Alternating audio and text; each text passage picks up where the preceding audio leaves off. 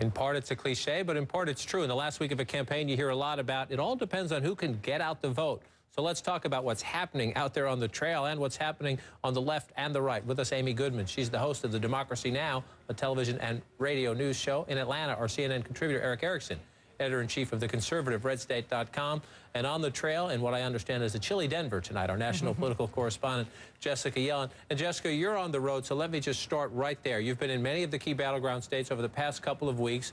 What do you feel on the ground? We hear and we see in the polling data, and all the experts say there's this huge enthusiasm gap. Do you see it? You know, here in Colorado, there's a small sign of it. Right now, 25,000 more Republicans have participated in early voting than Democrats. But traditionally, more Republicans vote early on, and Democrats tend to cast their ballots later. What we're seeing are massive operations going into the field on both sides, really, trying to get votes out in more sophisticated ways than we've seen before, John. But it's all about the ground game, especially for Democrats right now. And as one person said, I said, every year you keep telling me it's the most sophisticated operation we've ever had. And they say, well, we do get more sophisticated every year. So it's hard to measure what's really going on right now.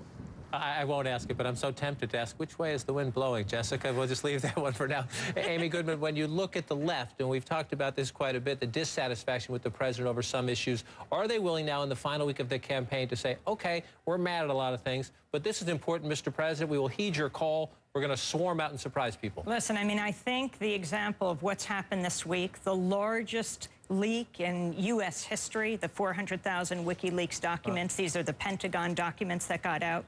They are really the story here. War is an election issue, and unless the candidates address this issue, I think it's why Obama's president today. It's why Nancy Pelosi is speaker. In 06 and 08, it was anti-Iraq war sentiment that fired up. It's why Obama's president, right? He beat Clinton on the issue of the Iraq war because he was opposed to it. And you think he'll lose this year because of the same dynamic? Because of the surge in Afghanistan, and you relate this directly to jobs at home. You're talking about billions of dollars, actually $3 to $5 trillion, again, according to Nobel economist Joe Stiglitz, is being spent on these wars. That directly goes to the deficit. We're talking about hundreds of thousands of jobs that could be had today by people in this country with some of the highest unemployment rates we've ever seen if we weren't spending this money in Iraq, Afghanistan, and Pakistan. These are the issues that mobilize people. Eric Erickson, you wrote in your morning note this morning, Republicans haven't won anything yet. It was sort of a message of don't be overconfident. Do you see seeds of that out there?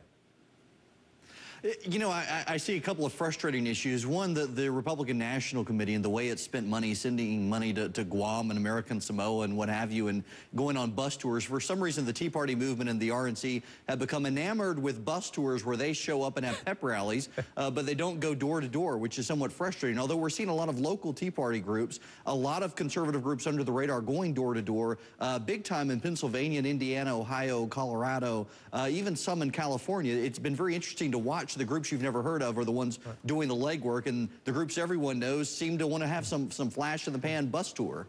Who's the rock star on the right now? Newt Gingrich was in Ohio today. Sarah Palin's been out on one of those bus tours. The Tea Party Express you're now kind of criticizing, if I'm hearing you correctly.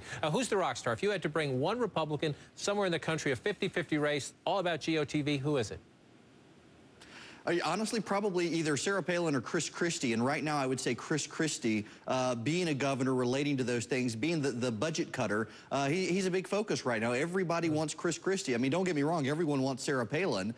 She's terrific, but Chris Christie is kind of the novel guy this year that everybody wants. So, Amy, if the left is mad at the President of the United States, who's your rock star? I think it's the movements of this country, and that's what's being ignored. People are deeply concerned about jobs. They're deeply concerned about the environment, about health care, about war, soldiers dead and dying. These are the issues that individuals aren't taking up, but movements are. And the media needs to focus more on movements. Movements. Okay, we will do that in the final week, I promise you. Jessica Yellen, on the trail as you've traveled, and you've been in the East, West Virginia, Ohio. You're out in the Mountain West now.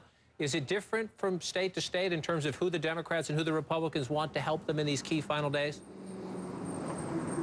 I'm sorry, is it different who the Republicans are doing? I missed the question. Is it different from state to state in terms of who works, who has appeal in different parts of the country as you've traveled the last couple of weeks? I'm I'm afraid it's not. Right now, it seems like we're seeing a similar pattern everywhere. People are just angry, John, and I think Bill Clinton has it right when he says people are mad and they want to send a message. They want to send a message, and it's whoever is in office is the one they want to send the message to. That's pretty consistent. I will keep on track of this dynamic all week long. Jessica Yellen in Denver. Thanks, Jess. Eric Erickson in Atlanta. Amy, we'll talk to you as the week goes on.